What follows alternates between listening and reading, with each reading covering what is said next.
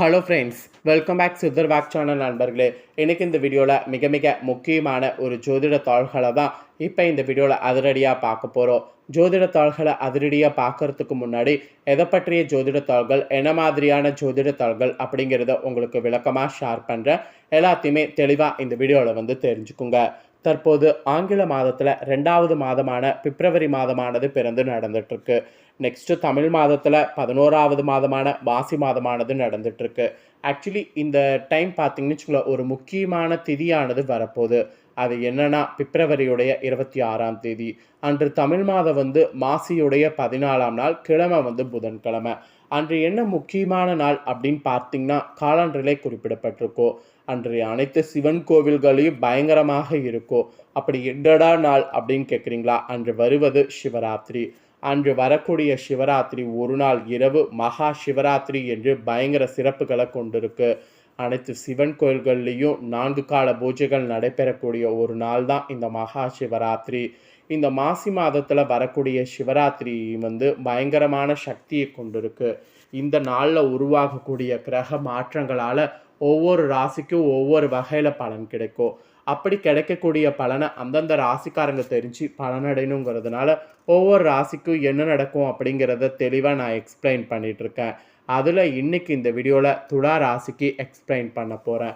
இந்த வீடியோ துலா ராசிக்கு ரொம்ப யூஸ்ஃபுல்லாக, ரொம்ப இன்ட்ரெஸ்டாக இருக்கும். ஸோ துலா ராசியில் பிறந்தவங்க உங்கள் ராசிக்கு கிரகநிலைகளால் என்ன பலன் கிடைக்கும் அப்படிங்கிறத தெரிஞ்சுக்குங்க. இந்த சிவராத்திரி உங்களுக்கு சாதகமான பலனை கொடுக்குமா, பாதகமான பலனை கொடுக்குமா அப்படிங்கிறது எல்லாமே உங்களுக்கு கிளியராக ஷேர் பண்ணுறேன். ஸோ எல்லா பலன்களையுமே தெளிவாக இந்த வீடியோவில் தெரிஞ்சுக்குங்க. ஸோ தெரிஞ்சு அதற்கேற்ப நடந்து பலன் பெறுங்க. அதுக்கு முன்னாடி மாசியில் வரக்கூடிய சிவராத்திரிக்கு மட்டும் ஏன் இவ்வளவு சிறப்பு இருக்குது அப்படிங்கிறத தெரிஞ்சுக்குங்க. மாசியில் வரக்கூடிய சிவராத்திரி தான் மகா சிவராத்திரி என்று சொல்லப்படுது. இந்த மகா சிவராத்திரி என்று சொல்லப்படக்கூடிய மகா சிவராத்திரியுடைய சிறப்புகளை நீங்கள் தெரிஞ்சுக்கிறது ரொம்ப ரொம்ப நல்லது. அதனால் மகா சிவராத்திரியுடைய சிறப்பை ஷேர் பண்ணுறேன். ஃபஸ்ட்டு மகா சிவராத்திரியுடைய சிறப்பை தெரிஞ்சுக்குங்க. வருடத்தில் எத்தனையோ ராத்திரிகள் வந்தாலும் மாசி மாதத்தில் வரக்கூடிய சிவராத்திரி தான் மகா சிவராத்திரி சிறப்பு வாய்ந்தது என்று போற்றப்படுது. காரணம் என்னன்னா, இந்த தினத்தில் கோள்களுடைய அமைப்பு இயற்கையாகவே உயர் சக்தியை நோக்கி மேல் நோக்கி எழும்ப செய்கிறது. அதனால தான் இந்த ஒரு சிவராத்திரி மட்டும் மிக முக்கிய சிவராத்திரியாக சொல்லப்படுது. அதனால தான் இந்த நாள் முழுக்க இரவு 12 மணிலிருந்து 6 மணி வரை நீங்கள் விழிப்போடு இருந்தால் இயற்கையாக உங்களில் இருக்கக்கூடிய உயர் சக்தியும் மேல் நோக்கி நகர்ந்திடு என்று சொல்லப்படுது. இந்த நகரக்கூடிய சக்தியினால தான் ஆன்மீகவாதிகளும் சித்தர்களும் இந்த நாள் இரவு விடிய விடிய கண்முழித்திருக்கணும் அப்படிங்கிறத கூறியிருக்கிறாங்க. இப்பேற்பட்ட இந்த சக்தி வாய்ந்த சிவராத்திரி அன்று சிவனுக்கு பிடித்த மந்திரமான ஓம் நமச்சிவாயா எனக்கூடிய மந்திரத்தை ஜெபிக்கணும்.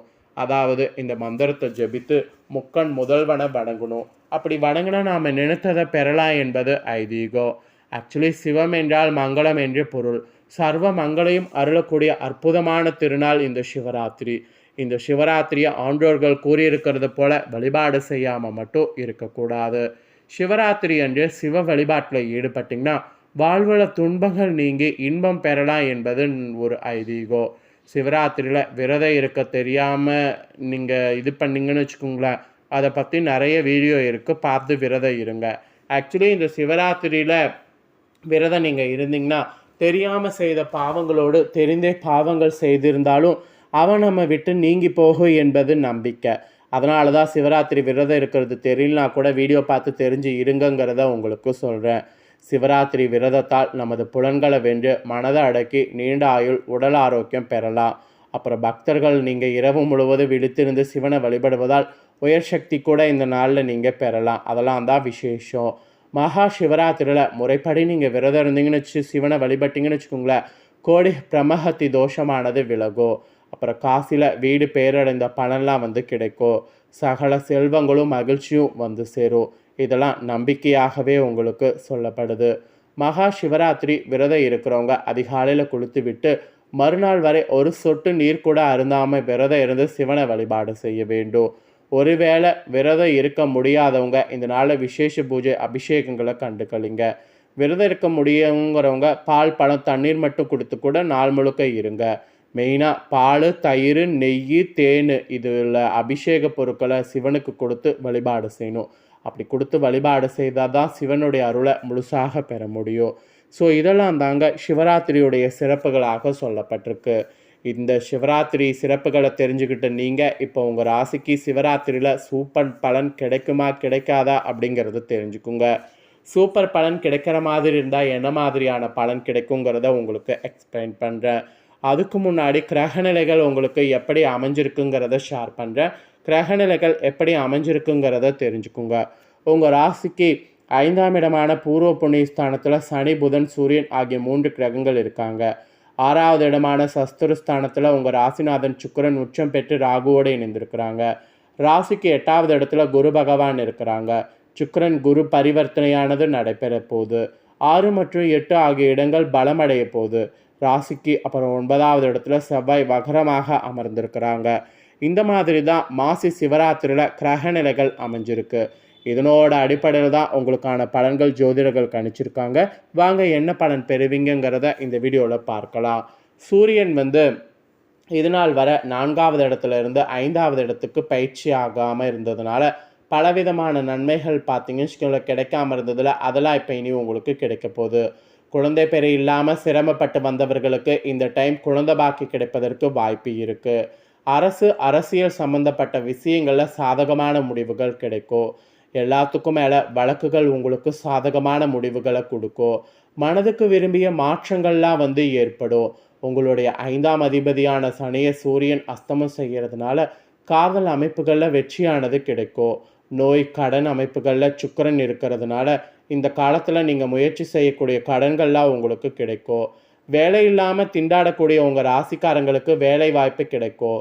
வெளிநாடு, வெளிமாநிலங்களில் கல்வி மற்றும் வேலைவாய்ப்பு தொடர்பான முயற்சிகளில் வெற்றியானது உங்களுக்கு கிடைக்கும்.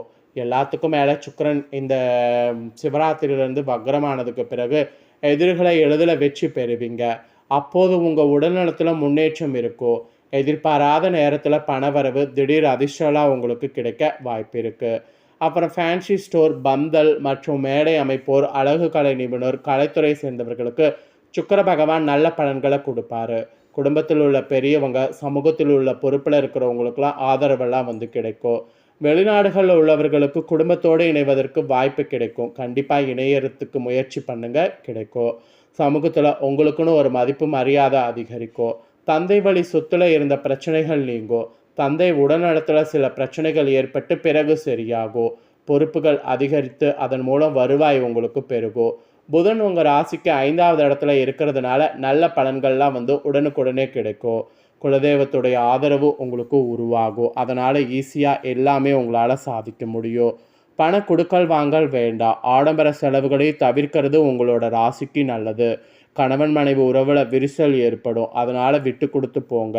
தொழில் பார்ட்னர்களோடு கவனமாக இருக்க வேண்டும். இல்லைனா உங்களுக்கு நஷ்டம் ஏற்படும். தந்தை மகன் உறவில் சில கருத்து வேறுபாடுகள் நீங்கும். மெயினாக உத்தியோகம், தொழிலில் பணி சுமை, அலைச்சல்லாம் அதிகரிக்கும். அதெல்லாம் கொஞ்சம் நீங்கள் பார்த்தீங்கன்னு வச்சுக்கோங்களேன், மேனேஜ் பண்ணி தான் ஆகணும். ஸோ மேனேஜ் பண்ணாமல் இருந்தீங்கன்னா உங்களுக்கு பெருத்த நஷ்டம் ஏற்படும். அப்புறம் இந்த சிவராத்திரியில் சின்ன சின்ன பிரச்சனைகள் வருவதற்கு வாய்ப்புகள் இருக்குது. குழந்தைகள் மற்றும் முதியவர்களுக்கு காய்ச்சல், தலைவலி, உடற்சூடு, சிறுநீரக சம்பந்தப்பட்ட பிரச்சனைகள் ஏற்பட வாய்ப்பு இருக்குது. முடிந்தவரை உடலை குளிர்ச்சியாக வைத்துக்கொள்வது நல்லது. உங்களுடைய உடல்நலத்தில் கவனமாக இருக்கிறது அவசியம். சனி அஸ்தமமாகிறதுனால தாயாருடைய உடல்நலத்தில் அதிக அக்கறை எடுத்துக்கொள்ளுங்க. இல்லைனா உங்களுக்கு பெருத்த நஷ்டம் ஏற்படும். மனரீதியான சில சங்கடங்கள் செல்லும். தன்னம்பிக்கை சற்று குறையும். வண்டி, வாகன, நில, வீடு சம்பந்தப்பட்ட விஷயங்களில் எந்த மாற்றமும் செய்யாமல் இருக்கிறது நல்லது.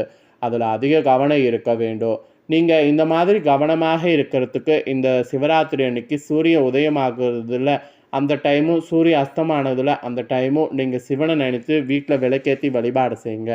இதை நீங்கள் செய்தீங்கன்னா சிவனனுடைய அருளால் உங்களுடைய கஷ்டங்கள் கொஞ்சம் குறையும். இதுதாங்க உங்களுக்கான பலனாக குறிப்பிடப்பட்டதை உங்களுக்கு எக்ஸ்பிளைன் பண்ணிட்டேன். எக்ஸ்பிளைன் பண்ணதை நீங்கள் தெரிஞ்சிருப்பீங்க. தெரிஞ்சதுக்கேற்ப நடந்து பலன் பெறுங்க. இது நீங்கள் பார்த்தது போல் உங்கள் ஃப்ரெண்ட்ஸ் ஃபேமிலி இருக்கவங்களும் பார்த்து பலனடையணும்னு நினச்சிங்கன்னா வீடியோ லைக் பண்ணி ஷேர் பண்ணுங்கள். வீடியோவை உங்கள் ஃப்ரெண்ட்ஸ் ஃபேமிலியில் இருக்கிறவங்களும் பார்க்கட்டும். அவங்களும் துலா ராசிக்காரங்களாக இருந்தாங்கன்னா இந்த தாள்களை தெரிஞ்சு இதற்கேற்ப நடந்து பலனடையட்டும். நெக்ஸ்ட்டு நம்ம சேனலில் நிறைய புதிய வீடியோலாம் போடப்படும். அது எல்லாத்தையுமே உடனுக்குடனே தெரிந்து கொள்ள மறக்காமல் நம்ம சேனலை சப்ஸ்கிரைப் பண்ணுங்கள். ஃபஸ்ட் டைம் பார்க்குறவங்க அதை பண்ணிட்டீங்கன்னா நான் போகிற மற்ற வீடியோலாம் உடனுக்குடனே தெரிந்து கொள்ளலாம். நன்றி.